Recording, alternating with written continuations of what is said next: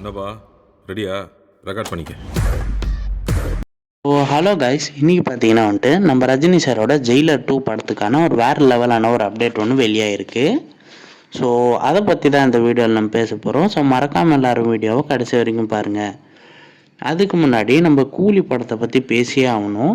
நம்ம கூலி படம் பார்த்திங்கன்னா வந்துட்டு வசூல் ரீதியாக பயங்கர சாதனையெல்லாம் செஞ்சிட்ருக்கு அப்படின்னு தான் வந்து சொல்லியிருக்காங்க. அண்ட் அந்த வரிசையில் அந்த படத்துக்கான சக்ஸஸ் மீட் அப்படின்றத பார்த்தீங்கன்னா ஒரு மாலில் ஒரு தேட்டர் ஸ்க்ரீனை வந்து பிளான் பண்ணியிருக்காங்களாம். அண்ட் அந்த சக்ஸஸ் மீட்டில் நம்ம ஜெயிலர் 2 படத்தோடைய ட்ரைலரை ரிலீஸ் பண்ணலாம் அப்படின்னு சொல்லி ஒரு தகவல் ஒன்று போயிட்டுருக்கு. ஸோ ஜெயிலர் 2 படத்துக்கான எதிர்பார்ப்புன்றது பார்த்தீங்கன்னா வந்துட்டு இன்னுமே வந்து அதிகமாகிட்டே இருக்குது.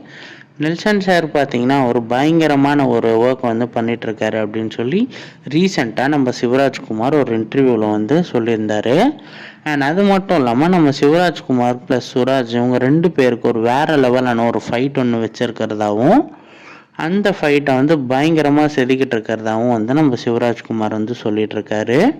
அண்ட் நம்ம சிவராஜ்குமார் பார்த்தீங்கன்னா வந்துட்டு ஏற்கனவே வந்து ஒரு சில ஹெல்த் இஷ்யூஸ், அதாவது ஒரு கேன்சர் இருந்துருந்துச்சு. ஸோ அந்த ட்ரீட்மெண்ட் எல்லாமே முடிச்சு அவர் பக்காவாக க்யூர் ஆகி இந்த படத்தில் வந்து வேறு லெவலான ஒரு ஃபைட் ஒன்று போட்டிருக்கிறது வந்து ஆச்சரியமான ஒரு விஷயந்தான்.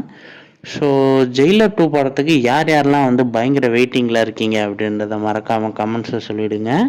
அண்ட் சினிமா சம்மந்தப்பட்ட நியூஸ்லாம் உடனே தெரிஞ்சுக்கணும் அப்படின்னு நினச்சிங்கன்னா நம்ம சேனலை சப்ஸ்கிரைப் பண்ணி வச்சுக்கோங்க. நன்றி நண்பா.